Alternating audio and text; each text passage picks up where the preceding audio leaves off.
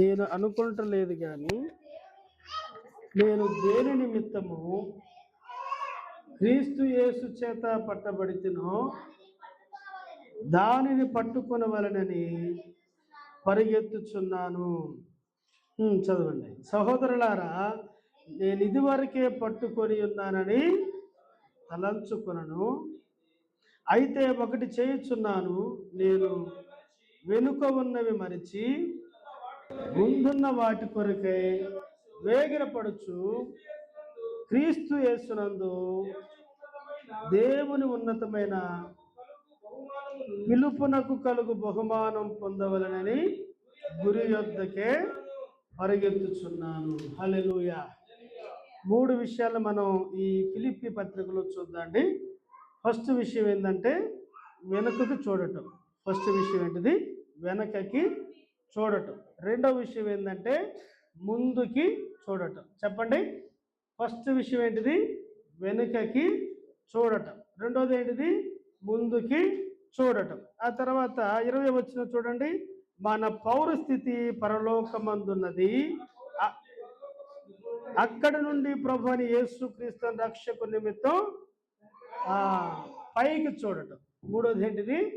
పైకి. వెనకకి చూడటం, ముందుకి చూడటం, పైకి చూడటం. ఈ పత్రిక రాసే టయానికి పౌలు గారు ఇంకా చనిపోవటానికి సిద్ధంగా ఉన్నాడు అనమాట. ఎలా ఉన్నాడు? చనిపోవటానికి సిద్ధంగా ఉన్నాడు. ఈ పత్రిక రాసే టయానికి పౌలు గారు ఎక్కడున్నాడయ్యా అంటే చెరసాల్లో ఉన్నాడు. ఈ పత్రిక రాసే టయానికి పౌలు గారు ఎలాంటి ఆత్మీయ స్థితిలో ఉన్నాడంటే అటు కష్టాలను చూశాడు, ఇటు సుఖాలను చూశాడు, అన్నిటిలో పండిపోయాడు అనమాట. ఏమైపోయాడు చెప్పండి? అన్ని విషయాలలో అది. కాబట్టి పండిన తల అని చెప్పొచ్చు. తాను వయసులో బాగా ఆరితేరినవాడు, చెరసాలలో ఉన్నవాడు, మరణానికి దగ్గరగా ఉన్నవాడు రాసిన పత్రికే ఫిలిప్పీలకు రాసిన పత్రిక. ఈ ఫిలిప్పీ సంఘం ఎలా కట్టబడిందంటే అపోస్తుల కార్యం 14వ అధ్యాయంలో మనం చూస్తే, తీయొద్దండి, చూడండి, నాకెళ్ళి చూడండి. 14వ అధ్యాయం చూస్తే లుదియా అనే ఒక ఆమె రక్షించబడింది. అర్థమవుతుందా? లుదియా ఏం చేస్తుంది చెప్పండి? ఏం చేస్తుంది లుదియా? లుదియా అనే స్త్రీ, ఆమె చేసే వ్యాపారం చెప్పండి, చెప్తారా? ఊదా రంగు పొడి నమ్ముకునేది. ఆమె హృదయం తెరవబడి సంఘం కట్టబడింది. ఆ తర్వాత శతాధిపతి చెరసాల్లో వేశాడు కదా పౌలు శీలల్ని, వాళ్ళని కొట్టాడు. ఆ కొట్టిన తర్వాత ఆయన రక్షించబడ్డాడు. ఆయన ద్వారా సంఘం కట్టబడింది. ఆ తర్వాత పుతోను దెయ్యం మనకు తెలుసు కదా, పుతోను అనే ఒక దెయ్యం పట్టింది. ఆ దెయ్యాన్ని పౌలు వెళ్ళగొట్టాడు. వీళ్ళ ముగ్గురు ద్వారా ఫిలిప్పీ పట్టణంలో సంఘము కట్టబడింది. కాబట్టి ఇప్పుడు పౌలు సంఘాన్ని కట్టి పెద్దలకు అప్పగించేశాడు. ఆయన సువార్త పనిలో ముందుకు వెళుతూ ఉండగా ఆయన మరలా ఫిలిప్పీ సంఘానికి పత్రిక రాయవలసి వచ్చింది. అర్థమవుతుందా? ఈ పత్రిక చనిపోయే ముందు రాయబడింది. ఈ పత్రిక అనుభవంలోకి వచ్చిన తర్వాత ఎంతో అనుభవం ఉన్న వ్యక్తి రాశాడు. ఈ పత్రిక చెరసాల్లో ఉండి రాయబడింది. ఈ సంఘం ఎప్పుడు కట్టబడిందయ్యా అంటే లుదియా ద్వారా, శతాధిపతి ద్వారా, పుతోను దెయ్యం పట్టిన యవనస్తురాల ద్వారా, అనేక దెబ్బల ద్వారా సంఘము కట్టబడింది. హల్లెలూయా. కాబట్టి సంఘం ఎట్లా కట్టబడుతుంది బైబిల్లో అంటే గుర్తుపెట్టుకుందాం. బైబిల్లో సంఘాలు ఎట్లా కట్టబడ్డాయంటే వారికున్న ఆస్తిపాస్తులు తెచ్చుకొని సంఘాలు కట్టలేదు అమ్మా. వారికున్న ఆస్తిపాస్తులు తీసుకొచ్చి వాళ్ళ సంఘాలు కట్టుకోలేదు. లేకపోతే అరే మనమంతా ఒక కులంరా అమ్మా, వింటున్నారా? మనమంతా వాళ్ళవి, మనకు ఒక సంఘం ఉండాలని సంఘం కట్టుకోలేదు. లేకపోతే మనమంతా కూడా హై క్లాస్ పీపుల్మి, మనకు ఒక సంఘం ఉండాలరా అని సంఘం కట్టుకోలేదు. లేకపోతే సంఘాన్ని 2 ముక్కలు చేసేసి అరే ఈ ముక్క మనం మిగిలిపోవటం ఎందుకు, మనం కూడా తలా ఒక 10,000 వేసుకొని సంఘం కట్టుకుందామని కట్టుకోలేదు. సంఘం ఎలా కట్టబడిందంటే అపోస్తుడైన పౌలు దెబ్బలు తిన్నాక సంఘం కట్టబడింది. హల్లెలూయా. సంఘం కట్టబడే సమయంలో గుర్తుపెట్టుకుందా అండి, దెబ్బలుంటాయి, అవమానాలు ఉంటాయి, అవహేళనలు ఉంటాయి. వాటిలో నుంచే సంఘము కట్టబడుతుంది. దేవునికి స్తోత్రం, హల్లెలూయా. అయితే 3 విషయాలు గుర్తుపెట్టుకోండి. ఈ 3 విషయాల్లో కనుక మనం జాగ్రత్తగా ఉండగలిగితే మన ఆత్మీయ జీవితాన్ని ఎవ్వరు కూడా పడగొట్టలేరు. ఈ 3 విషయాల్లో మనం జాగ్రత్తగా ఉండగలిగితే మన ఆత్మీయ జీవితంలో ఏ వచ్చినా కానీ మనము ఎదుర్కోగలం. ఈ 3 విషయాల్లో మనం శ్రద్ధ చూపించగలిగితే దేవునికి తగినట్లుగా మనం బ్రతుకుతాం. ఏంటి ఆ 3? చెప్పండి. ఏంటి ఆ 3? వెనుకున్న వాటిని మరచి ముందున్న వాటి కొరకై వేగరపడి పైనున్న వాటిని వెతకటం. హల్లెలూయా. వెనుకున్న వాటిని పౌలు ఏం చేశాడంట? విడిచిపెట్టాడు. వెనక ఉన్నది ఏంటంటే మన యొక్క పూర్వస్థితి. ఏంటి చెప్పండి? మనం రక్షించబడక ముందున్నదంతా కూడా వెనకటి జీవితమే. మనం మారు మనస్సు పొందక ముందున్న జీవితం అంతా కూడా వెనకటి జీవితమే. యేసు ప్రభు సువార్త నీ దగ్గరికి రానంత కాలం నువ్వు బ్రతికా చూసావా? అది వెనక జీవితమే. నీ పాపాలు ఒప్పుకోకుండా జీవించావు చూసావా? అది వెనక జీవితమే. యేసు ప్రభు రక్షకుడైన గుర్తించకుండా బాప్తిసం తీసుకోకుండా చూసావా? అది వెనక జీవితం. కాబట్టి ఇప్పుడు పౌలు ఏం చేశాడయ్య అంటే వెనకున్న వాటిని విడిచిపెట్టి ముందు అంటే వర్తమానం. ముందేమో చెప్పండి? వర్తమాన జీవితం ఉన్నది. ఆ తర్వాత భవిష్యత్తు. పరలోకం అంటే ఏంటిది? భవిష్యత్తు. వెనకున్న జీవితాన్ని విడిచిపెట్టి ముందున్న భవిష్యత్తును చూసుకుంటూ, ముందున్న వర్తమానాన్ని చూసుకుంటూ భవిష్యత్తుని ఆయన చూస్తూ వచ్చాడు. ఈ 3 విషయాలు మనం గుర్తుపెట్టుకోవాలి. ప్రార్థన చేస్తుంటే దేవుడు నాకు ఆలోచన ఇచ్చాడు కాబట్టి చెప్తున్నాను, జాగ్రత్తగా వినండి. కాబట్టి పౌలు వేటిని విడిచిపెట్టాడు, వేటిని మర్చిపోయాడంటే పాత జీవితాన్ని మర్చిపోయాడు. ఏం విడిచిపెట్టాడమ్మా? పాత జీవితాన్ని విడిచిపెట్టాడు. ఏం విడిచిపెట్టాడో చూద్దాం రండి. తిమోతికి రాసిన మొదటి పత్రిక 1వ అధ్యాయము 15వ వచనం చదవండి. ఏం విడిచిపెట్టాడు పౌలు? పాపులను రక్షించుటకు క్రీస్తు యేసు లోకమునకు వచ్చెను. వాక్యము నమ్మదగినదియు పూర్ణ అంగీకారమునకు యోగ్యమైనదై ఉన్నది. అట్టి వారిలో నేను ప్రధానుడను. ఎవరంట? ఎట్టివారిలో? అట్టివారిలోనా? పాపులను రక్షించుటకు. అది ఇప్పుడు పాపులను రక్షించుటకు యేసుక్రీస్తు వచ్చాడు. ఈ పాపులలో ఎవరంట ప్రధానుడు? చెప్పాలి. ఎవరు ప్రధానుడు? అర్థమవుతుందా? నాకు అర్థమవుతుందా? నేను చెప్పేది అర్థం కావట్లేదు కదా. ఒక టీచర్ అంట స్కూల్లో ఉన్న పిల్లలందరికీ లెసన్ చెప్తున్నట్ట. బోర్డు పైన చెప్తా అర్థమవుతుందా అన్నాడంట. అర్థమవుతుంది సార్ అన్నారంట. ఏమర్థం లేదు చెప్పురా అన్నాడంట. అనేసరికి వాళ్ళు లేచి నిలబడి, సార్ మీరు చెప్పే లెసను ఏంటిది? మీరు చెప్పే లెసను మీకు అర్థం కాలేదని మాకు అర్థమైంది, మాకు అర్థం కాలేదని నీకు అర్థమైంది, అది మాకు అర్థమైంది సార్ అన్నాడంట. అర్థమైందా? మీరు చెప్పే లెసనే మీకు అర్థం కాలేదని మాకు అర్థమైంది, మాకు అర్థం కాలేదని నీకు అర్థమైంది, అది మాకు అర్థమైంది సార్ అని చెప్పాడు. అర్థమవుతుందా? మనం ఉండేది 40 నిమిషాలు కాబట్టి వాక్యాన్ని జాగ్రత్తగా విందాం. అర్థమైందా? ఏం చెప్తున్నా నేను? వెనుకున్న వాటిని మర్చాడు. ఏంటిది వెనుకున్న జీవితం అంటే?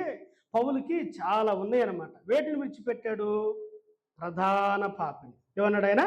ఆ పాపాన్ని విడిచిపెట్టేశాడు పౌలు వెనుకున్న వాటిని విడిచిపెట్టేశాడు. వెనుకున్న వాటిని మర్చిపోయాడు. ఏం మర్చిపోయా పౌలయ్య అంటే నేను ప్రధాన పాపిని. ఎవరు చెప్పండి? అది. మరి నువ్వెవరు అమ్మా అని అడిగితే ఏం చెప్తావు? నా పేరండి, నా పేరు సునీల్ అండి, మా నాన్న పేరు అదండి అని చెప్తావు. నీలో ఉన్నది ఏమన్నా ఉందా చెప్పమ్మా అంటే నేను చాలా మంచిదాన్ని అండి అని చెప్తావు. నీలో ఏమన్నా ఉందా అంటే నేను చాలా మంచోడిని అని చెప్తావు. ఒకవేళ పౌలుని కనుక మనం అడిగితే నేను ప్రధాన పాపిని అంటాడు. హల్లెలూయా. కాదు నేను పాపిని చెప్పావంటే లేదు నీకంటే ఘోరమైన పాపి నేనంటాడు. ఎంత ఘోరమైన పాపివి పౌలు నువ్వంటే నేను సువార్త చెప్తున్న ఒక వ్యక్తిని చంపటానికి అంగీకరించాను. ఇంటింటికి పోయి జీవితాలు మార్చుకోండి, కుటుంబాలు మార్చుకోండి, వ్యక్తిత్వాలు మార్చుకోండి, స్వభావాలు మార్చుకోండి, బుద్ధులు మార్చుకోండి, అలవాట్లు మార్చుకోండి, పాపాన్ని మార్చుకోండి అని ఏ స్టెప్పులైతే చెప్తూ వచ్చాడో ఆ స్టెప్పులు చచ్చిపోవటానికి నేను నా పాపం అట్లాంటిది. కాబట్టి నేను అట్టివారిలో ప్రధాన పాపిని. యేసుక్రీస్తు ప్రభువుని నమ్మిన వ్యక్తులని చెరసాలకు ఈడ్చుకొని పోయాను. యేసు ప్రభు సువార్త చెప్పే వ్యక్తిని రాళ్ళు తీసుకొని కొడుతుంటే శబాష్ బాగా కొట్టారు, ఇంకా బాగా కొట్టండి అన్నారు. కాబట్టి పాపాన్ని పౌలు తన జీవితంలో విడిచిపెట్టేశాడు. దేవునికి స్తోత్రం. చెబుదాం హల్లెలూయా. దేవుడు ఈ నూతన సంవత్సరం మనకి ఎందుకు ఇచ్చాడయ్యా అంటే వెనుకున్న వాటిని పూర్తిగా విడిచిపెట్టడానికి, ముందున్న వాటి కొరకు ప్రయాణం చేయటానికి, పైనున్న వాటిని వెతకటానికి ఈ సంవత్సరాన్ని దేవుడు మనకి ఇచ్చాడు. పాపాన్ని విడిచిపెట్టారా? పాప సంబంధమైన కోరికలను విడిచిపెట్టారా? పాప సంబంధమైన బుద్ధులను విడిచిపెట్టారా? పాప సంబంధమైన ఆలోచనలు విడిచిపెట్టారా? పాప సంబంధమైన సహవాసాలను విడిచిపెట్టారా? వాటిని పట్టుకొని నూతన వాగ్దానాలు తీసుకొని సంతోషపడుతున్నామా? అర్థమవుతున్నాయి నా మాటలో. ఇంకా ఏం వదిలిపెట్టాడు? అదే పత్రికలో 12వ వచనం చదవండి. 1వ అధ్యాయం 12వ వచనం. పూర్వము దూషకుడును, హింసకుడును, హానికరుణ్ణి. ఈ 3 గుర్తుపెట్టుకున్నాడు. పాపాన్ని విడిచిపెట్టేశాడు. ఇప్పుడు ఏం విడిచిపెట్టాడు తన వెనకయ్య అంటే దూషణను విడిచిపెట్టాడు, హింసను విడిచిపెట్టేశాడు. హానికరుడు, ప్రమాదకరమైన వ్యక్తి. ఒకవేళ అప్పట్లో కూడా ఆర్ఎస్ఎస్ ఉంటే ఆ ఆర్ఎస్ఎస్లో ప్రధాన పాత్ర పోషించిన వాళ్ళు పౌలే ఉంటాడు. ఎందుకని? దూషణ. ఈరోజు సువార్త చెప్తున్న వాళ్ళు ఏం చేస్తున్నారు? దూషిస్తున్నారు.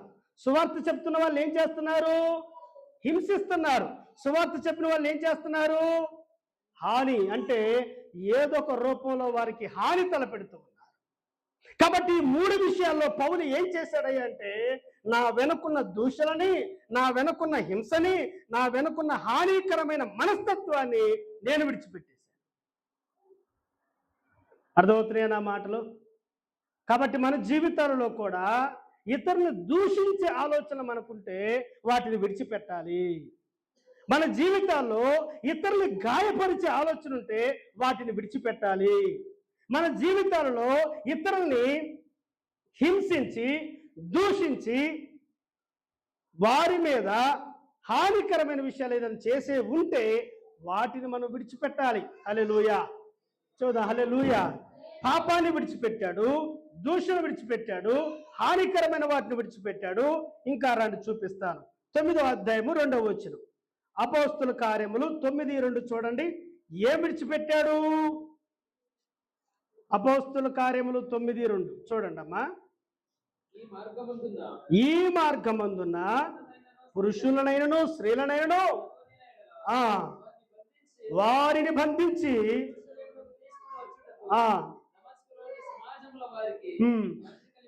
పత్రికలు ఏమిమ్మని అడిగా చెప్పండి. పాపాన్ని విడిచిపెట్టాడు, దూషణలు విడిచిపెట్టాడు, హింసించడం మానేశాడు, ఆటంకాలు చేయటం మానేశాడు. అధికారం ఉంది ఆయన చేతిలో. ఏమని చెప్పండి? తాకీదులు అంటే ఏంటి? అధికారం. పరిసయ్యులు సద్దుకయ్యుల దగ్గరికి వెళ్ళి ఒక అధికారం తెచ్చుకున్నాడు. ఏంటిది అధికారం అంటే దేవుని బిడ్డల్ని హింసించటం. కాబట్టి ఇప్పుడు ఏ వదిలిపెట్టేసుకున్నాడు పౌలు? అధికారాన్ని విడిచిపెట్టేశాడు. ఇంకా చూపిస్తారా అండి? ఇంకా దేని వదులుకున్నాడు పౌలయ్య అంటే ఫిలిప్పీ పత్రిక 3వ అధ్యాయము 5-6 వచనాలు చదవండి. ఫిలిప్పీ పత్రిక 3వ అధ్యాయం 5-6 వచనాలు. 8వ దినాన సున్నతి పొందితిని, ఇశ్రాయేలు వంశపు వాడినై, బెన్యామీను గోత్రములో పుట్టి, హెబ్రీల సంతానమై హెబ్రీయుడై,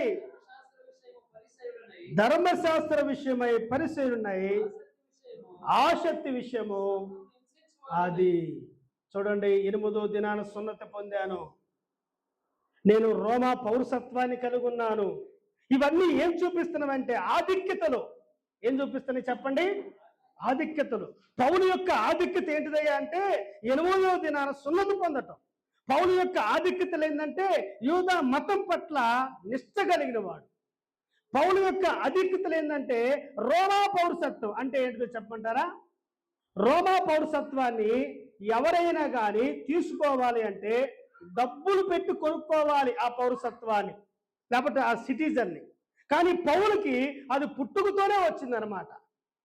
హెబ్రీన్ అని చెప్తున్నాడు, ఇశ్రాయేలు గోత్రంలో ఉన్నానని చెప్తున్నాడు, ధర్మశాస్త్రం ఎరిగిన వాడు, పరిసేయుడుగా ఉన్నాడు, సంఘాన్ని హింసిస్తూ వచ్చాడు. వీటన్నిటిని కూడా పౌలు విడిచిపెట్టాడు. తర్వాత మనం చూస్తే పౌలు అధిక విద్య కలిగిన వాడు. ఎవరంటే చెప్పండి? అధిక విద్య అంటే గమనీయులని ఒక ఆయన ఉన్నాడు బైబిల్లో. ఆ గమనీయులు అనే దగ్గర ఎవరైనా చదువుకోవాలంటే వాళ్ళు గొప్పింటోళ్ళు అయి ఉండాలి. గొప్పింటోళ్ళు మాత్రమే గమనీయుల దగ్గర చదువుకునే అవకాశం ఉంది. అలాంటి గొప్పింట్లో పుట్టాడు పౌలు. పౌలు యొక్క ఆస్తి ఆ కాలంలోనే ఎంత అంటే, ఎవరో రాస్తే నేను చదివాను, 57 కోట్లు అంట. ఎంత ఉంది పౌలుకి? రూపాయికి అర్ధ రూపాయికి అనాకి బస్తాల బియ్యం వచ్చే కాలం. ఆ కాలంలోనే ఎంతో డబ్బు గడించాడు,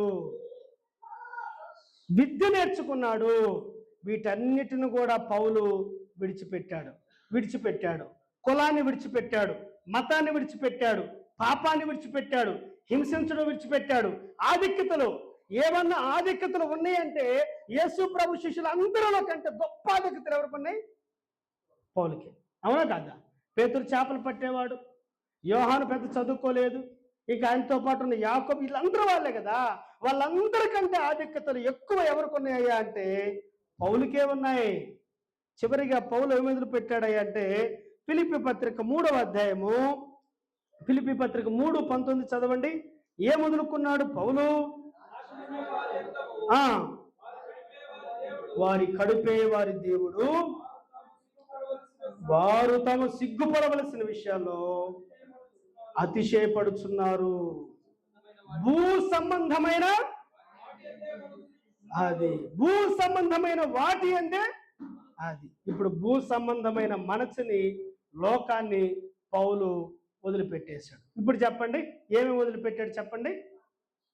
ప్రధాన పాపాన్ని విడిచిపెట్టాడు. ఆ తర్వాత దూషించడం వదిలేశాడు, హింసించటం వదిలేశాడు, హాని చేయటం వదిలేశాడు, ఇంకా అధికారాన్ని వదిలేశాడు, అహంకారాన్ని వదిలేశాడు, అధిక విద్యని వదిలేశాడు, చివరికి లోకాన్ని కూడా వదిలేశాడు. వీటన్నిటిని కూడా దేనితో సమానంగా ఎంచాడు చూపిస్తాను రండి. దేనితో సమానంగా ఎంచాడు? 7వ వచనం చదవండి. ఫిలిప్పీ పత్రిక 3వ అధ్యాయం 7వ వచనం చదవండి. వేటితో సమానం? అయితే అయినను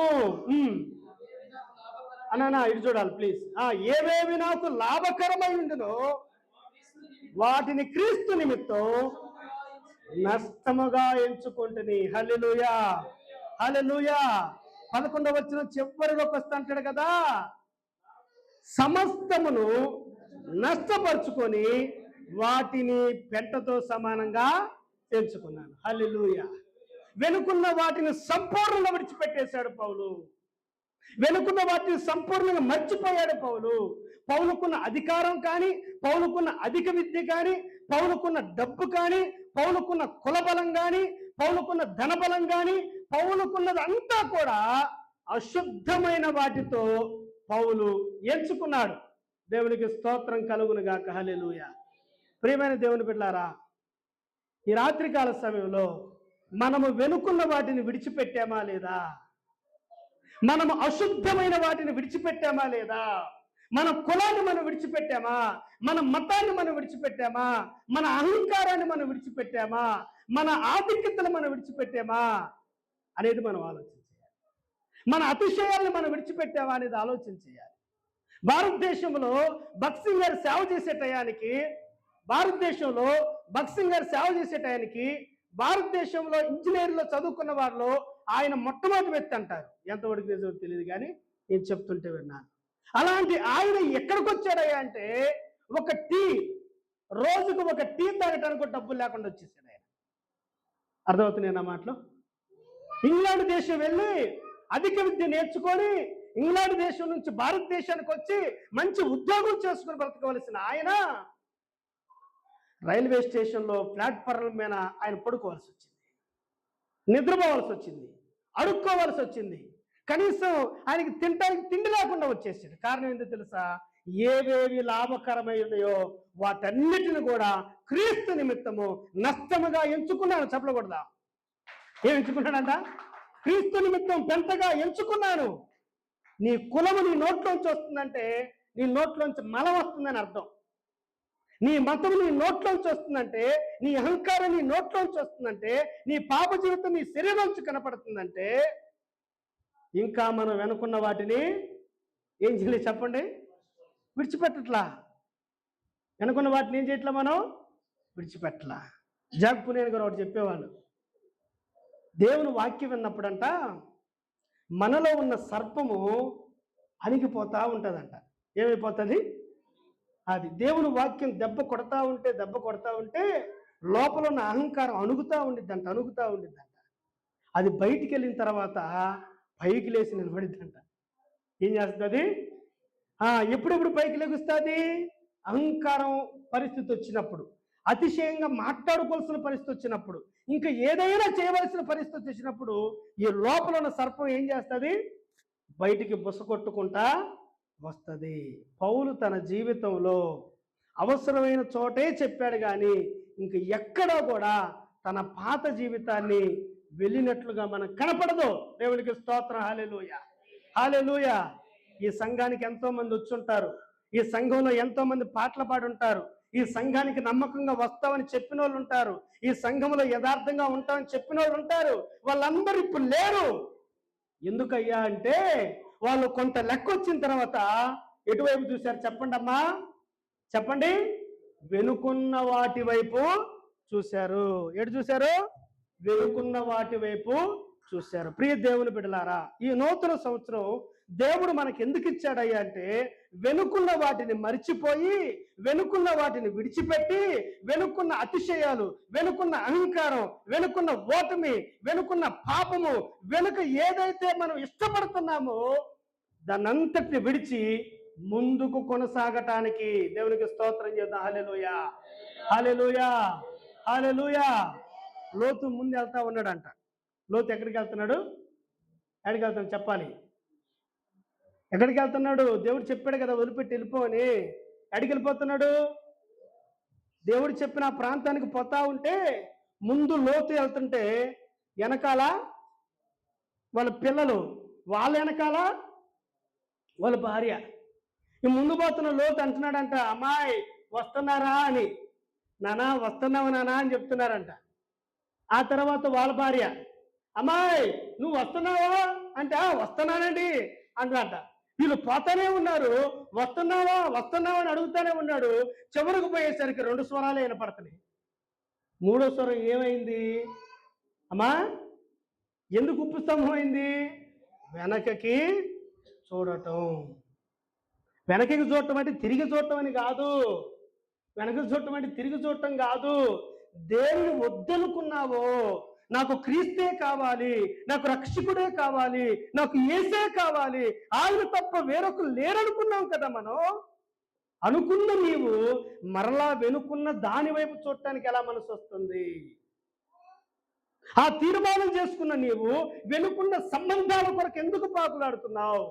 ఆ తీర్మానం చేసుకున్న నీవు వెనుకున్న సినిమాలు, సీరియళ్ళు, టీవీలు, బాబోయ్ రహస్యంగా మనల్ని ఒక్కొక్కరు చూస్తే టీవీలేసి మన బతుకులు బయటపడతాయి. అవునంటారా కాదంటారా? దాన్ని ఎందుకు వదిలిపెట్టట్లా నువ్వు? ఎందుకు వదిలిపెట్టలే చెప్పమంటారా? ఒక 5గురు దొంగలు కలిసి దొంగతనం చేసి డబ్బులు పంచుకుంటున్నారంట గట్టు పైన. డబ్బులు పంచుకుంటా ఉండేసరికి ఏం జరిగింది? ఆ కాలువ గట్టు మీద డబ్బులు పంచుకుంటున్న వాళ్ళు ఆ కాలువ గట్టు మీద ఒక నల్లటి బ్యాగ్ అలా పోతా ఉందంట. ఏంటిది? బ్యాగ్.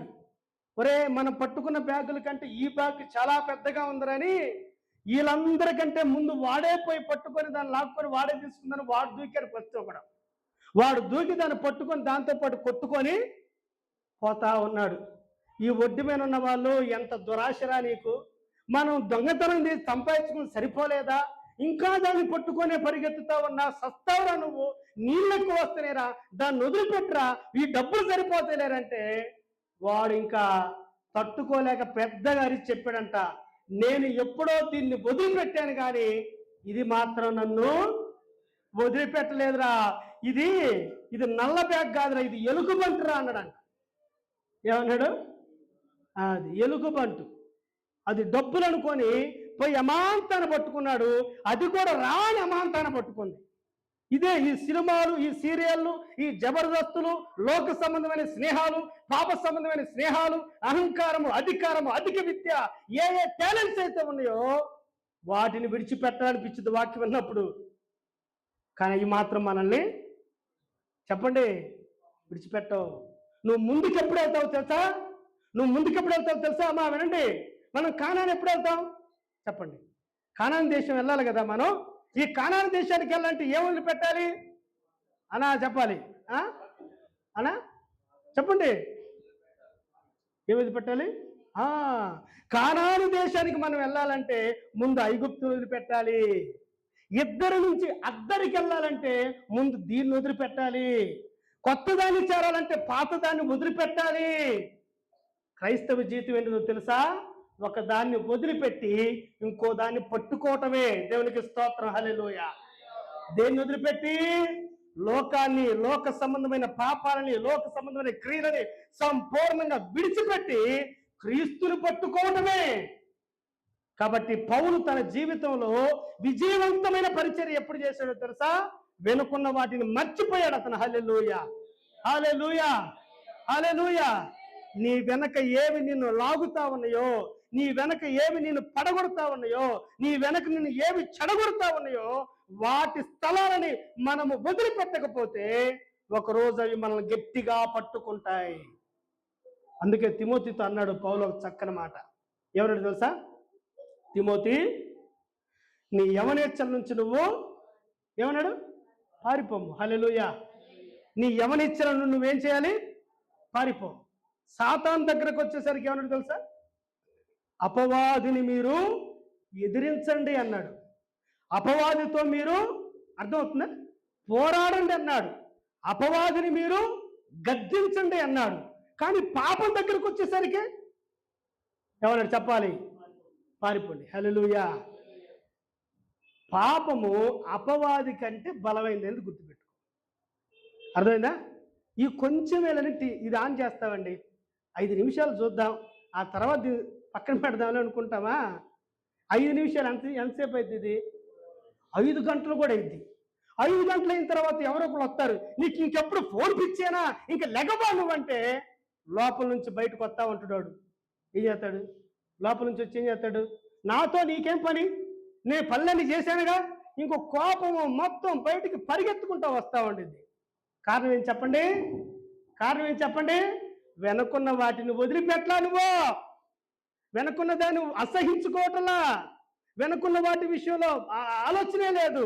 నీ ఆత్మీయ జీవితం ఈ సంవత్సరం బలంగా ఉండాలి అంటే వెనకున్న వాటిని పూర్తిగా విడిచిపెడదాం. దేవునికి స్తోత్రం. విడిచిపెట్టడానికి కూడా దేవుడే శక్తిని ఇవ్వాలండి మనకి. విడిచిపెట్టడానికి కూడా దేవుడే మనకు సహాయం చేయాలి. అయితే నువ్వు నేను చేయవలసిన పని ఏంటో తెలుసా? దావీదు వలె 51వ కీర్తనలో ఏడ్చినట్లుగా, నా దోషం పోవునట్లుగా నన్ను కడుగు ప్రభువా. నీ ఎదుట నేను పాపం చేస్తున్నాను, కేవలం నీ ఎదుట నేను పాపం చేస్తున్నాను. ఎప్పుడైతే మన దోషాలని కప్పుకొనక వాటిని ఒప్పుకుంటామో వాటిని విడిచిపెట్టడానికి ప్రభు సహాయపడతాడు. పౌలు ఎలా వదిలిపెట్టాడు తెలుసా? 3 దినాలు ఉపవాసం ఉన్నాడు. ఎన్ని దినాలమ్మా? 3 దినాలు. ఒక్కరోజన్నా ఉంటావా? సంవత్సరంలో ఒక్కరోజన్నా? ఎట్ట విడిచిపెట్టగలం మనం చెప్పండి? సంవత్సరంలో ఒక రోజు ఉపవాసం ఉండటం చేత కాదు, సంవత్సరం అంతటిలో నమ్మకంగా ప్రార్థన చేయడం చేత కాదు. అసలు ఈరోజు బైబిల్ చదివామంటే ఏం చెప్తావు? బైబిలే నన్ను చదువుతుందని చెప్తావా? ఒక ఆయన చెప్పాడు, ఇప్పటికి 1 నెల అయింది పాస్టర్ గారు బైబిల్ చదవక ప్రార్థన చేయక దేవుడు బలంగా వాడుకుంటున్నాడని చెప్పాడు. ఏం చెప్పిండు? 1 నెల రోజులు అయింది బైబిల్ చదవక ప్రార్థన చేయక దేవుడు ఏం చేస్తున్నాడట? బలంగా వాడుకుంటాడు అంటున్నాడు. ఇట్లాంటి మాటలు ఏంటంటే ఇంకా విశ్వాసి సంవత్సరం అంతా చదవడు. అర్థమవుతుందా?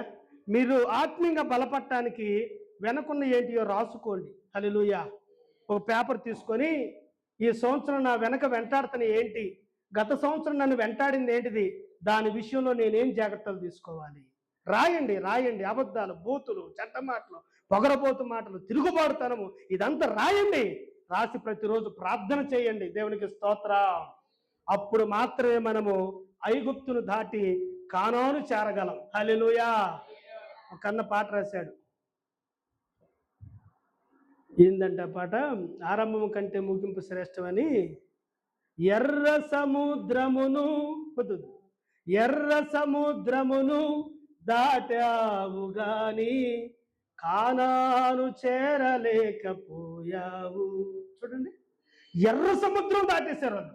ఎరుకో గోడలు కూడా పగొట్టేశారు వాళ్ళు. రాజులను కూడా చంపేశారు వాళ్ళు. కానీ కానాను చేరలేదు. ఎందుకని? ఇంకా విడిచిపెట్లా, ఇంకా వదిలిపెట్లా, ఇంకా వెనుకున్న వాటి మీద వారికి మనసుండి ఆ పరలోక మన్నా కంటే ఈ కేకరకాయలు, ఈ దోసకాయలు, ఈ బెండకాయలే మా గుర్తొస్తున్నాయి అన్నారు వాళ్ళు. అర్థమవుతుందన్న మాటలు. నువ్వు శరీర సంబంధిగా ఉంటే అన్న ఇది చూడాలి పవన్, నువ్వు శరీర సంబంధిగా ఉంటే పరలోకపు మన్నా కంటే భూలోకంలో ఉన్న కేకరకాయలు, కాకరకాయలే టేస్ట్గా ఉంటాయి.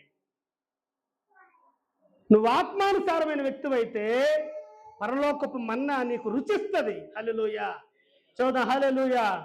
కాబట్టి వీటన్నిటిని కూడా పౌలు విడిచి ఇప్పుడు ఏం చేస్తున్నాడు అని చూపిస్తాను. ఏం చేస్తున్నాడు? ముందున్న వాటి కొరకు వేగరపడుతున్నాడు. దేవునికి స్తోత్రం చెల్లిద్దాం. హల్లెలూయా. హల్లెలూయా. పౌలు ఎంత విడిచిపెట్టాడు చెప్పమంటారా?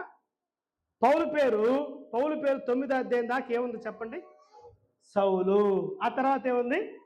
పౌలు. సౌలు పౌలుగా మార్చబడ్డాడు. మతస్థుడు మార్గస్థుడుగా మార్చబడ్డాడు. శరీరానుసారుడు ఆత్మీయుడుగా మార్చబడ్డాడు. ఆచారాలను అనుసరించేవాడు ఆత్మీయతలోకి వచ్చాడు. ప్రార్థన చేసేవాడిని కుట్టినోడు ప్రార్థన చేసేవాడయ్యాడు.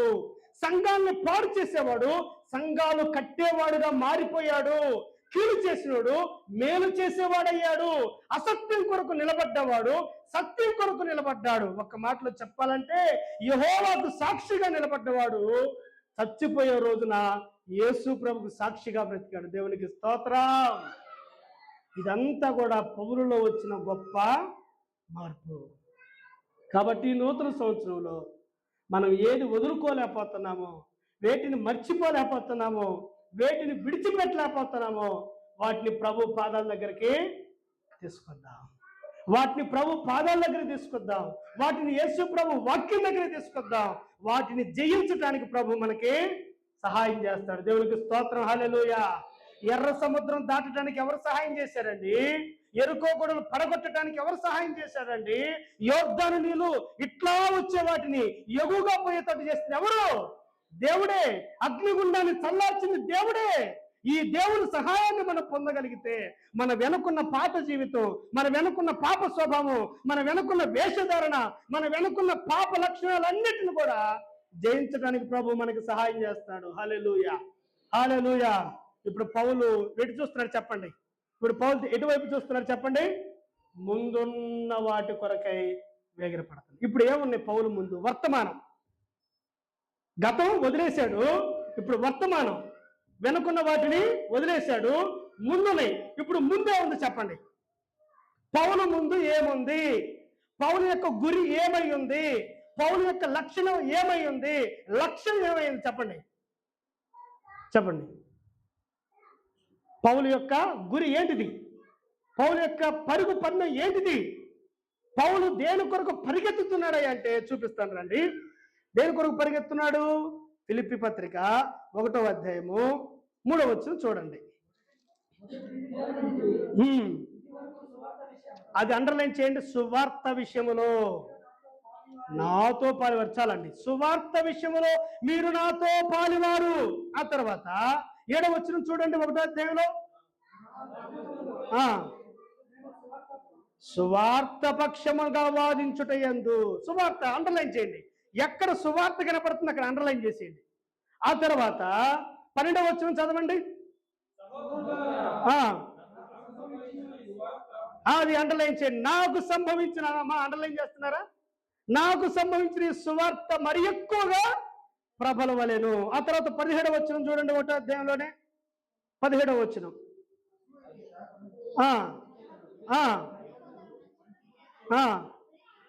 క్రీస్తును ప్రకటించుచున్నారు, అండర్లైన్ చేయండి. క్రీస్తును ప్రకటించుచున్నారు. 2వ అధ్యాయం 22వ వచనం చూడండి. 2వ అధ్యాయము 22వ వచనం.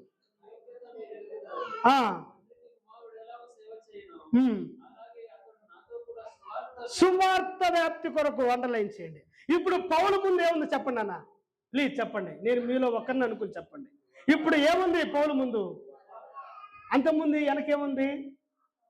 సువార్త చేసినోడు కొట్టాడు కదండి, సువార్త చేసినోడు చెరసాల్లో వేసాడు కదా, సువార్త చేసినోడు చస్తే వీడు చావటమే మేలనుకున్నాడు కదా. దమస్కుకి ఎందుకు వెళ్ళాడు? సువార్త చెప్తున్న వాళ్ళని చంపటానికి. ఏ సువార్త అయితే అడ్డగించాడో, ఏ సువార్త అయితే వద్దనుకున్నాడో, ఏ సువార్త వినపరచకూడదు అనుకున్నాడో, ఏ సువార్త కనపడకూడదు అనుకున్నాడో, ఇదే అధ్యాయంలో ఇదే పత్రికలో చాలా సార్లు సువార్తకు నేను సాక్షి అన్నాడు. హల్లెలూయా, హల్లెలూయా. ఈ పౌలు ముందున్నది ఏంటిదయ్యా అంటే సువార్త. ఏమని చెప్పండి? సువార్త, క్రీస్తుని గురించిన సువార్త. పౌలు ఎన్ని ప్రయాణాలు చేశాడు తెలుసా? మిషనరీ ప్రయాణాలు 4 చేశాడు. ఎన్ని చేశాడు? 4 చేశాడు. మొదటి మిషనరీ ప్రయాణం ఎన్ని వేల కిలోమీటర్లు తిరిగాడు చెప్తా చూడండి. మొదటి మిషనరీ ప్రయాణంలో 1850 కిలోమీటర్లు కాలినడకను నడిచాడు. ఎన్ని కిలోమీటర్లు అంట? 1850. రెండో మిషనరీ ప్రయాణంలో 4055 కిలోమీటర్లు నడిచాడంట. ఎన్నమ్మా? 4050. తర్వాత రిఫరెన్స్ ఇస్తాకాలంటే మూడవ మిషనరీ ప్రయాణంలో 3735 కిలోమీటర్లు నడిచాడు. ఎన్ని కిలోమీటర్లు? 3735. నాలుగో మిషనరీ ప్రయాణంలో 3195 కిలోమీటర్లు నడిచాడు. వాడల ద్వారా కానీ, ఒంటెల ద్వారా కానీ, కాలినడక ద్వారా కానీ ఇన్ని వేల కిలోమీటర్లు దేని కొరకు నడిచాడు పౌలు చెప్పండి అక్క? ఇది చూడాలి. దేని కొరకు నడిచాడు? సువార్త కొరకు. హల్లెలూయా, చూద్దాం. హల్లెలూయా. చూడండి, పౌలు తన ముందున్న గురి ఏంటిదయ్యా అంటే, పౌలుకు తన ముందున్న లక్ష్యం ఏంటిదయ్యా అంటే, పౌలు ముందున్న వాటి కొరకు పరిగెత్తుతున్నాడు. ఏంటిది ఆ పరుగయ్య అంటే, సువార్త ప్రకటించబడాలి, సువార్త వ్యాప్తి చేయబడాలి. ఈ సువార్త కొరకు వేల కిలోమీటర్లు, 100 కిలోమీటర్లు ప్రయాణం చేస్తూ వెళ్ళిపోయాడు. ప్రియ దేవుని బిడ్డలారా, ఎంత భారం ఉందో చూడండి పౌలుకి, ఎంత ఆవేశం ఉందో చూడండి పౌలుకి, ఎంత ఆత్మ నడిపింపు ఉందో చూడండి. నువ్వు రక్షించబడ్డావు కదా, నేను రక్షించబడ్డాను కదా, నువ్వు మారుమనసు పొందావు కదా, నేను మారుమనసు పొందాను కదా, నువ్వు బాప్తిసం తీసుకున్నావు కదా, నేను బాప్తిసం తీసుకున్నా కదా. ఏంటిది నీ గురి ఈ సంవత్సరం? ఏంటిది నీ లక్ష్యం ఈ సంవత్సరం అంటే, ఇల్లు కట్టాలండి, పెళ్లి చేయాలండి, కంతులు ఉన్నాయండి, ఇంకా మంచిగా పాడాలండి, ఇంకా పాటలు రాయాలండి. 150 పాటలు రాశాడు ఒక ఆయన, ఒక్క పాటలు ఆ పాట. సువార్త ఎప్పుడు చేస్తావు? సువార్త ఎప్పుడు చేస్తావు? 2 వీలర్ ఉంది, 3 వీలర్ ఉంది, 4 వీలర్ ఉంది. ఎన్ని వీలర్లు ఇచ్చినా దేవుడు, ఆదివారం వస్తాను, ఆరాధన చేస్తాను, వెళ్ళిపోతాను. నీ ముందు ఏంటిది గురి? పౌలు యొక్క గురి ఏంటిదయ్యా అంటే, నిద్రలో లేపినే చెప్పేది ఏంటంటే, సువార్త వ్యాప్తి చెందాలి. దాని కొరకు ఏం చేసే పౌలు అంటే, ఏం చేశాడు పౌలు? 1000 కిలోమీటర్లు నడిచాను నేనని చెప్తాడు. ప్రియ దేవుని బిడ్డలారా, సంఘములో నీ గురి ఏంటిది? ఈ సంవత్సరం నీ ముందు ఏముంది? పౌలు ఏది ముందు పెట్టుకున్నాడో దాన్ని నేను కూడా ముందు పెట్టుకుంటా. పౌలు ఏది ముందు పెట్టుకుని నడిచాడో దాన్ని నేను కూడా పెట్టుకుని నడుస్తా. ఏంటిది పౌలు యొక్క గురయ్య అంటే, సువార్త ప్రకటించబడాలి, సువార్త వ్యాప్తి చెందాలి, సువార్త అందరి దగ్గరికి వెళ్ళాలి. ఏం చేస్తుంది ఈ సువార్త చెప్పండి? ఏం చేస్తుంది ఈ సువార్త అరా? ఏం చేసింది ఈ సువార్త పౌలుని? కత్తి పట్టుకున్న వాడిని బైబిల్ పట్టుకుని తట్టు చేసింది.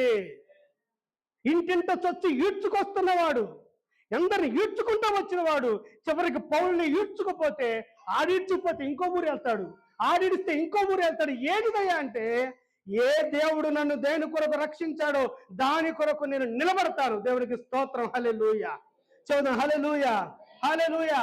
ఒక కోటేశ్వరుడు రక్షించబడ్డాడు. ఆ కోటేశ్వరుడు రక్షణ సాక్ష్యాన్ని బుక్ లో ముద్రించారు. ఆ బుక్ ఓపెన్ చేసి చదువుతూ ఉంటే ఎవరయ్యా నీకు సువార్త చెప్పిందంటే ఏం చెప్పాడు తెలుసా ఆయన? రైల్వే స్టేషన్లో కుష్టి రోగంతో ఉన్న ఒక కుష్టి రోగి ద్వారా నేను రక్షించబడ్డాను. చపలు కొడతారా? ఒక కుష్టి రోగి ద్వారా. ఉదయాన్నే వచ్చేవాడంట, ఉదయాన్నే వచ్చి ఆఫీస్కి వెళ్ళేవాడు, సాయంత్రం మళ్ళీ ఒక గంట ముందే వచ్చి ఆమె దగ్గర కూర్చొని ఆదికాండ, నిర్గమకాండ, లేవికాండ, బైబుల్ అంతా నేర్చుకున్నాడు ఆయన చెప్పాలంటే. ఒక కుష్ఠరోగి సువార్త, కుష్ఠరోగి ఒక కోటేశ్వరుడికి సువార్త చెప్పడం అంటే మాట్లాడుకుంటున్నారా? కాదు కదా, కాదు కదా. ఎంత భారం ఉందో చూడండి. దేవుడు నిన్ను రక్షించింది అనుకో తెలుసా? నీ ద్వారా సువార్త వ్యాప్తి చెందాలి, నీ ద్వారా క్రీస్తు ప్రకటించబడాలి, నీ ద్వారా క్రీస్తు శక్తి విడుదలవ్వాలి ప్రజల్లోకి. అందుకే నన్ను రక్షించుకున్నాడు. అంతే, ఇంకంత మించి వేరే ఉద్దేశం లేదు. గుర్తుపెట్టుకుందా? తెలంగాణలో ఒక మంచి స్కూల్ ప్రిన్సిపాల్ ఉంది. తెలంగాణ మినిస్టర్ సీతక్క ఉంది కదా, సీతక్క ఇట్లా పొలిటికల్గా ఎవరెవరైతే ఉన్నారో వాళ్ళతో మంచి సంబంధాలు ఉన్నాయి ఆమెకి. ₹1,00,000 పెట్టి స్కూల్ కట్టింది ఆమె. స్కూల్ కడితే స్కూల్ ఒక్కరు కూడా జాయిన్ అవ్వట్లా. రోజులు గడిచిపోతా ఉన్నాయి. ఏమో పూజలు చేస్తానే ఉంది. ఓ వాళ్ళకి ఎక్కువ ఇవి ఉంటాయి కదా, తెలంగాణలో తల్లులు ఉంటారు కదా, చేస్తానే ఉంది, అవ్వట్లేదు. ఆ స్కూల్లో పనిచేసే ఆయా ఆమె దగ్గరకు వచ్చి సువార్త చెప్పిందండి. మేడం, యేసు ప్రభు ప్రార్థన చేయ మేడం అందంట.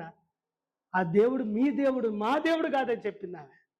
ఆ తర్వాత వారం తర్వాత మళ్ళీ వచ్చిందంట. మేడం, ఈరోజు ప్రార్థన చేస్తుంటే ఒక 5 పిల్లలు స్కూల్లో చేయనట్టు కలొచ్చింది మేడం అందంట. ఓ ఎవరు నువ్వు? ఆయావి, ఆప్టల్ ఆయావి, పాసి పని చేసుకోక నా ముందు వచ్చి యేసు ప్రభు గురించి చెప్తా, మళ్ళీ నాకు దర్శనం వచ్చిందని చెప్తా పో అందంట. సాయంత్రం 5 జాయిన్ అయ్యారు. చప్పలు కొట్టండి. ఆ తర్వాత స్కూల్లో ఉన్న ఆమె దర్శనం చూసి ఆమెకు చెప్తా ఉంటే ఆమెను అసహించుకొని, చేదరించుకొని అసలు ఆమెను ఏదో చేద్దాం అనుకుంది. చివరికి ఏమైందని తెలుసా? ఆ ప్రిన్సిపల్కి కుదరని రోగం వచ్చింది, ఆమెకు బ్లీడింగ్ సమస్య వచ్చింది.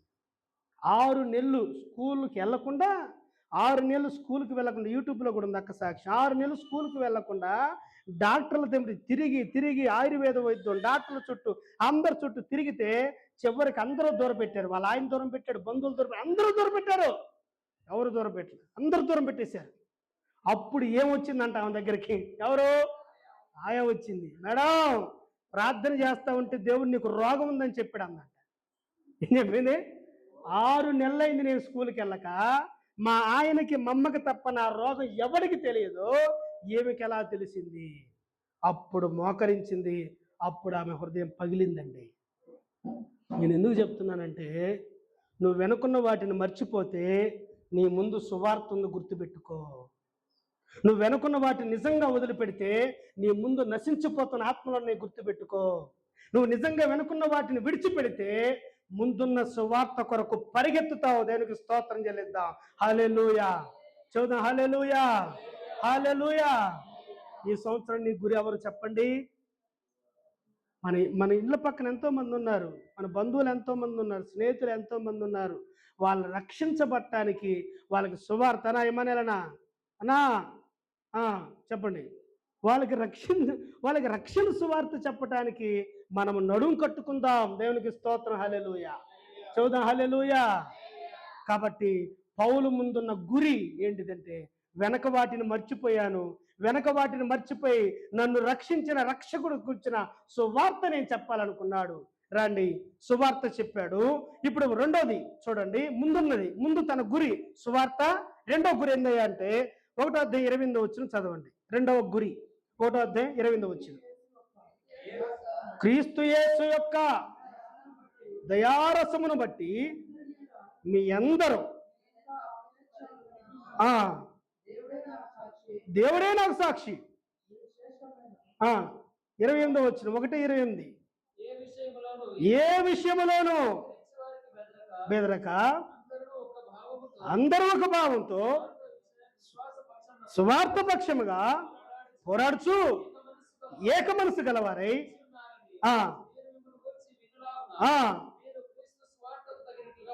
హల్లెలూయా. ఆ మాట అందరూ చెప్తామా? మీరు అందరు చెప్పండి ప్లీజ్. మీరు క్రీస్తు సువార్తకు తగినట్లుగా ప్రవర్తించుడి. పౌలు యొక్క గురి ఏంది ఇప్పుడు? సువార్త ప్రకటించడమే కాదు, సువార్తకు తగినట్లుగా బ్రతకటం. ఏంటిది? సువార్త ప్రకటించడం మాత్రమే కాదు, 1000 కిలోమీటర్లు, 100 కిలోమీటర్లు మిషనరీ ప్రయాణాలు, సంఘాలు, ఎన్నిటికంటే కూడా సువార్తకు తగినట్లుగా జీవించాలి. అందుకే అంటాడు చూడండి, 2వ అధ్యాయంలో 14 వచనం చూడండి. 2వ అధ్యాయం 14 వచనం, మీరు మూర్ఖులకు వక్ర జనం మధ్య నిరపరాధులు, నిష్కలంకులు, అనిందులు, దేవుని కుమారులు అగునట్లుగా. ఎలా ఉండాలంట? నిరపరాధులు, నిష్కలంకులు, అనిందులుగా మీరు ఉండాలి. దేవునికి స్తోత్రం, హల్లెలూయా. 12వ వచనం కూడా చూడండి, కాగా నా ప్రియులారా, మీరెల్లప్పుడు విధేయులున్న ప్రకారం నా ఎదుట ఉన్నప్పుడు మాత్రమే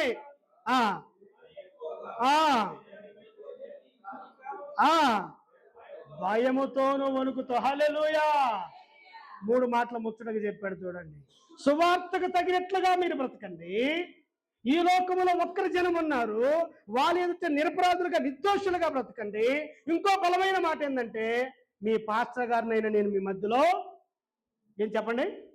పాస్టర్ గారు ఉన్నప్పుడు ఎట్ట మాట్లాడుకుంటాం మనం? పాస్టర్ గారు లేనప్పుడు ఎట్ట మాట్లాడుకుంటాం? నేను కూడా విశ్వాసనే కదా, విశ్వాస స్థాయిలో నుంచి కదా వచ్చింది, నాకు తెలుసు. పాస్టర్ గారు, పాస్టమ్మ గారు ఉన్నప్పుడేమో ఒకలాగా మాట్లాడతాం, పాస్టర్ గారు లేనప్పుడేమో ఇంకోలాగా మాట్లాడతాం, బయటేమో ఇంకోలాగా మాట్లాడతాం, ఇంట్లోనేమో ఇంక పూర్తిగా రివర్స్ గేరేసి మాట్లాడేస్తాం. ఇప్పుడు పౌలు అదే అంటుంది, నేను మీతో ఉన్నప్పుడు మీరు బాగానే ఉన్నారయ్యా, ఇప్పుడు నేను చెరసాల్లో ఉన్నాను, నేను మీతో ఉన్నా, నేను చెరసాల్లో ఉన్నా, కానీ మీరు ఎలా ఉండాలి? భయముతోను వణుకుతోను మీ సొంత రక్షణ కొనసాగించుడి. దేవునికి స్తోత్రం, హల్లెలూయా, హల్లెలూయా. ఇప్పుడు సువార్త ప్రకటించడానికి అవకాశాలు ఉన్నాయా? అవకాశాలు ఉన్నాయా మనకి సువార్త చెప్పడానికి? నవీనా? లేవు. సువార్త చెప్పడానికి అవకాశాలు లేవు. కానీ సువార్తకు తగినట్లుగా బ్రతకటానికి అవకాశం ఉందా అమ్మా? అర్థమవుతుందా? సువార్త చెప్పడానికి అవకాశం లేవు, పత్రిక ఇవ్వడానికి అవకాశం లేదు, సౌండ్ బాక్సులు పెట్టడానికి అవకాశం లేదు, గొప్ప గొప్ప మీటింగ్స్ పెట్టడానికి అవకాశం లేదు. కానీ సువార్తకు తగినట్లుగా జీవించడానికి అవకాశం ఉంది. దేవునికి స్తోత్రం, హల్లెలూయా. చూద్దాం, హల్లెలూయా. కాబట్టి మనము మన గురి ఏంటిది సంవత్సరం అంటే దేవుని వాక్యానుసారంగా జీవించటం. మన గురి ఈ సంవత్సరం ఏంటిదయ్యా అంటే సువార్తకు తగినట్లుగా మాట్లాడటం, సువార్తకు తగినట్లుగా ప్రవర్తించటం, సువార్తకు తగినట్లుగా జీవించటం, సువార్తకు తగినట్లుగా మన కుటుంబాలను మనము క్రీస్తులోకి నడిపించుకోవటం. దేవునికి స్తోత్రం, హల్లెలూయా. చాలా రిఫరెన్స్లు ఉన్నాయి. కొరింథీయులకు రాసిన పత్రిక, కొరింథీయులకు రాసిన 2వ పత్రిక 3వ అధ్యాయం అంటాడు కదా, మీరు మా పత్రికలై ఉన్నారంటాడు. హల్లెలూయా. ఏమంటాడు? పత్రికలంటే చెప్పండి, పత్రికలంటే ఆ పత్రిక ఏం చేస్తారు అందరూ? అది నేను పెద్ద పెద్ద ప్రసంగాలు చేయాల్సిన పని లేదు మీ అందరి గురించి. నేను చెరసాల్లో ఉన్నాను, మీరు సంఘములో ఉన్నారు, మిమ్మల్ని చూసిన వాళ్ళందరూ కూడా మీరు క్రీస్తు పత్రికలు అయి ఉన్నారు. ఈ క్రీస్తు పత్రికను నేను ఓపెన్ చేస్తే ఏ సువార్త వినపడింది? క్రీస్తు సువార్తే. కాబట్టి మనము క్రీస్తుకు తగినట్లుగా మనం బ్రతకాలని దేవుని వాక్యం మనకు బోధిస్తున్న ప్రియ దేవుని బిడ్డలారా, వాక్యానికి తగినట్లుగా మనం బ్రతకాలి. నువ్వు సువార్త చెప్పినా వినకపోవచ్చు, నువ్వు గట్టిగా అరిచి చెప్పినా వినకపోవచ్చు, నువ్వు టీవీ పెట్టి వినిపించినా వినకపోవచ్చు, కానీ నీ జీవితమే ఒక సువార్త అయితే నిన్నెవరు ఆపలేరు. నా జీవితం ఒక సువార్త అయితే నన్ను ఆపగలరా? నా జీవితం ఒక గాస్పల్ అయితే నన్ను ఆపగలరా? సువార్తకు తగినట్లుగా బ్రతకండి, వాక్యానికి తగినట్లుగా బ్రతకండి, వాక్యం ఏం చెప్తుందో దానికి తగినట్లుగా బ్రతకండి. దేవుడు మీ జీవితాల్లో గొప్ప కార్యాలు చేస్తాడు. మధ్యకాలంలో ఒక టీచర్ నాతో చెప్తున్నాడు, అన్నా నువ్వు ఎలా రక్షించబడ్డావు చెప్పన్నా అంటే, మా భార్య ద్వారా నేను రక్షించబడ్డా తమ్ముడా అన్నాడు. ఎలా నీ భార్య ద్వారా రక్షించబడ్డావయ్యా అంటే, వాళ్ళ నాన్నగారు రోజు తాగుతాడంట. ఏం చేస్తాడు వాళ్ళ నాన్న? రోజు తాగుతాడు. రోజు తాగొచ్చి వీళ్ళ భార్యని తిడతాడంట, వాళ్ళ కొడుకు భార్యని. అర్థమవుతుందా? రోజు తాగొచ్చి ఎవరిని తిట్టాలి? వాళ్ళ భార్యను వాళ్ళు తిట్టుకోవాలి. అర్థమవుతుందా? ఆయన రోజు తాగొచ్చి నా భార్యని తిట్టేవాడు, మా తమ్ముడు నా భార్యని వాళ్ళ భార్యలాగా తిట్టేవాడంట. నా భార్యను చూసినప్పుడు నాకు చాలా ఆశ్చర్యం కలిగింది.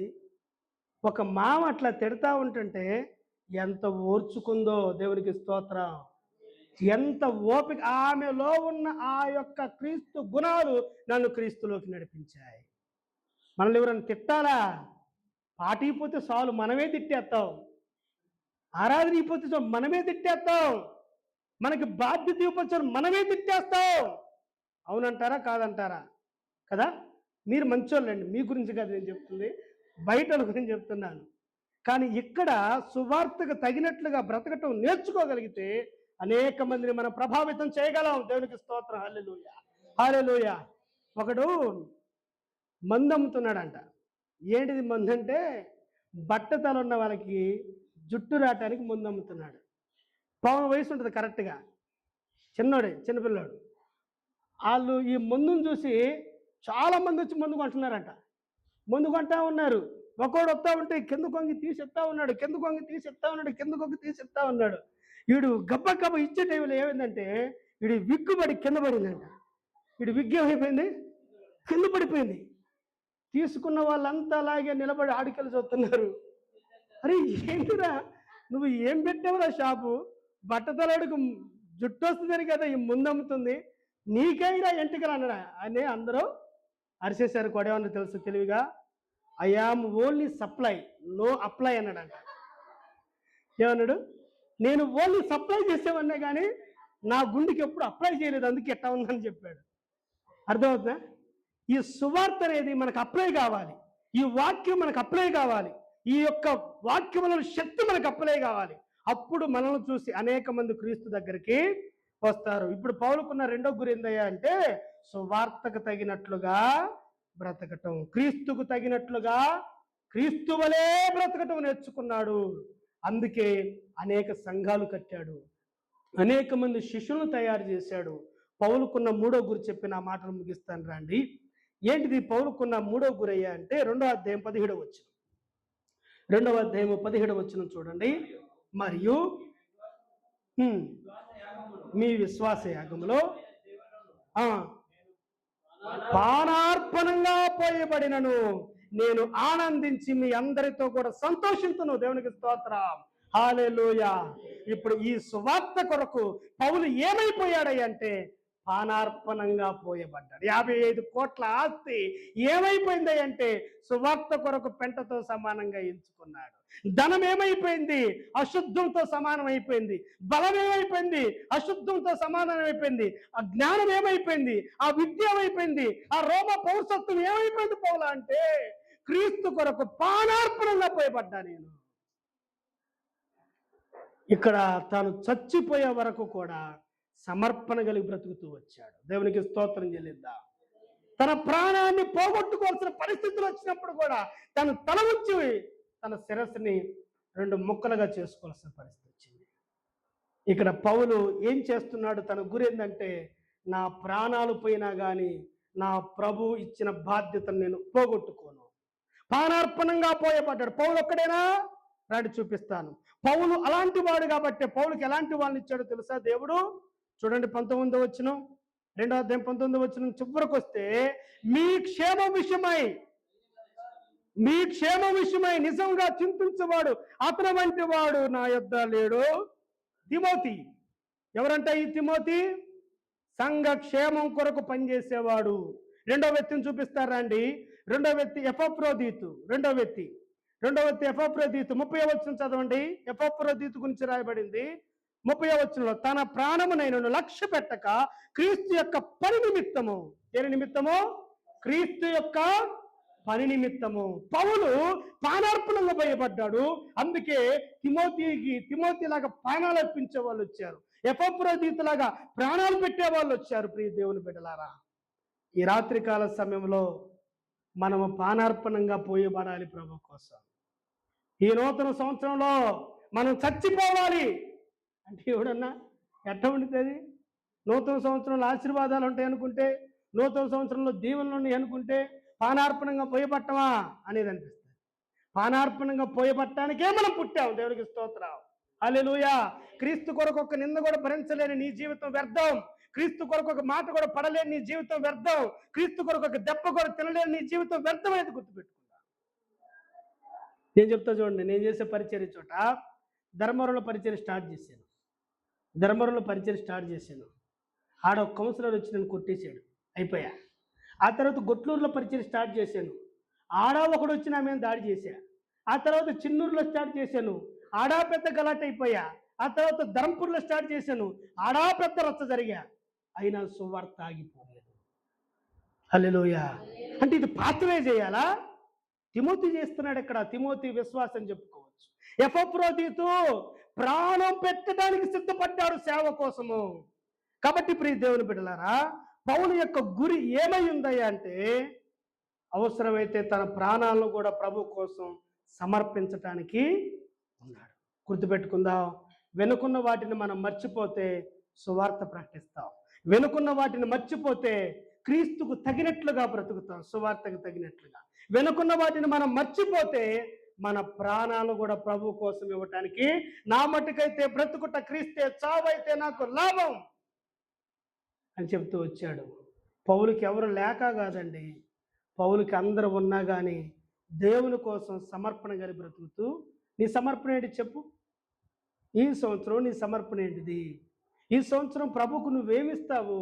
ఈ సంవత్సరం ఎంత సమర్పణ కలిగి మనం పనిచేస్తాము అనేది మనం ఆలోచించాలి. మూడో విషయం ఏంటిదంటే, పైనున్న వాటిని, ఎక్కడ పైన ఏముందంట? క్రీస్తున్నాడు అక్కడ.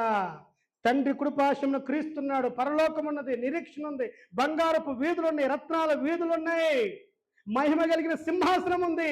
ఇది ఎవరికయ్యా అంటే, వెనకున్న వాటిని విడిచిపెట్టి ముందున్న వాటి కొరకు పరిగెత్తి వాటిని ముగించే వారికి నిత్య పరలోకము ఉన్నది. పైనున్న వాటిని పొందాలి అంటే భూమి మీద కొన్ని మనం చెయ్యాలి. ప్రభువా, ఆకాశ వాకిల్ని విప్పి, చెప్పండి ఏం చేయాలంట మన కోసం? చెప్పండి అమ్మా, ఏం చేయాలి మన కోసం? ఆకాశ వాకిల్ని విప్పి పట్టజాని దీవెనలో ఏం చేస్తావు? ఆ దీవెనలు తీసుకుని తాగుతావా? ఆ దీవెనలు తీసుకుని ఏం చేస్తావు? సంఘాన్ని మానేస్తావా? ఏం చేస్తావు? ఎందుకు ఇవ్వాలి? పరలోకంలో నుంచి పట్టజాల దీవెనలు ఏం చేసావంటే ఏమీ చేయలా మనము. పౌలు చెప్పిన మాటే నేను చెప్తున్నాను. నేను కాదు ప్రయాసపడింది, కృప నా విషయంలో ప్రయాసపడింది. దేవునికి స్తోత్రం చెల్లిద్దామా? హల్లెలూయా. సువార్తకు తగినట్లుగా బ్రతుకుదాం. పానార్పణంగా ప్రభు కోసం పోయబడదామండి. సువార్త ప్రకటిస్తూ ఉందామండి. సంఘాలు కట్టబడ్డాయి. పౌలు యొక్క పరిచర్య మనం చూస్తే సంఘాలు కట్టబడ్డాయి. ఇలాంటి వాని కోసము పరలోకం తెరవబడింది. ఇలాంటి వాని కోసము బహుమానాలు ఉన్నాయి. దేవునికి స్తోత్రం. హల్లెలూయా. ఒక ముసలామ సావటానికి సిద్ధంగా ఉందంట. వాళ్ళ మనవడు వెళ్ళి అడిగాడు, నీ కోరిక ఏంటిది అని. ఏంది నీ కోరిక అంటే, ఇంకా ఏడుస్తా ఉందంట. ఎందుకు పెద్దమ్మా ఏడుస్తా ఉన్నావు? చచ్చిపోతావనే అన్నంట. లేదు బాబు అందంట. మరి ఎందుకు ఎడుతున్నావు నువ్వు? ఎందుకు ఎడుతున్నావు? ఆఖరు కోరిక ఏందో చెప్పు. జిలేబీ కావాలా, పీస్ మిఠాయి కావాలా, బిర్యానీ ఏం కావాలో చెప్పు. అది ఏమి వద్దు బాబు అని ఇంకా ఏడుతుందంట. ఎందుకు ఎడుస్తున్నావు చెప్పాడు అంటే, ఏమీ లేదయ్యా, యేసుప్రభుని నమ్మాను, బాగానే ఉంది, కానీ సత్య పరలోకం వెళ్తానని అది కూడా నిరీక్షణ ఉంది, కానీ యేసయ్య దగ్గర ఎలా నిలబడాలి అనే డౌట్ అంట. ఏం డౌటు? పరలోకం పోతాం ఏమనేలన్నా, పోయిన తర్వాత అడుగుతాడు, రే ఇమానియల్, సారీ నా పేరే గారు చెప్తున్నాను, మోహన్ అన్న, రే ఇమానియలు ఏం చేసావు భూమి మీద అంటే, నేను ఏం చెప్పాలి నాకు అర్థం కాక ఇక్కడ ఏడుతున్నా అని చెప్పిందామా. అర్థం అవుతుందా? మనందరూ సత్తాం, నువ్వేం చెప్తావు రేపు పొద్దున సచ్చినాక? జాషువా అన్న మంచి మంచి మీటింగ్స్ ఏర్పాటు చేస్తుంటే నేను కూడా వెళ్ళాను ప్రభా. అర్థమవుతుందా? మన ధర్మరావు పాస్టర్ గారు చెప్తున్నాడు, మా సంఘానికి మా పెద్ద కోడికలు పెడుతున్నాను రాండి అని చెప్తే వాళ్ళు అంటున్నారంట, వస్తాం పాస్టర్ గారు, కొత్త కొత్త శారీలు కట్టుకొని అంటున్నారంట. ఏమన్నారు? మీటింగ్ కోసం ఏం చేస్తారు చెప్పండి, చెప్పట్లేదంట. అర్థమవుతుందా? కాబట్టి మనం పానార్పణంగా పోయబడ్డప్పుడు మన యొక్క పానార్పణంగా పోయబడ్డ త్యాగం మన పిల్లల మీదకి వస్తుంది. దేవునికి స్తోత్రం చెల్లిద్దాం. హల్లెలూయా, హల్లెలూయా. మా మామయ్య గారు యెహోవా నీ నామం ఎంతో బలమైందన్న పాటను చూసారా? ఆ పాట రాసిన అయినా మా మామయ్య గారు కష్టపడి పనిచేశారు, చాలా కష్టపడి పనిచేశాడు. ఆయన సంఘం కూడా కట్టుకుని చచ్చిపోయాడు. ఒక 30-40 మందిని గ్యాదర్ చేశాడు అంతే.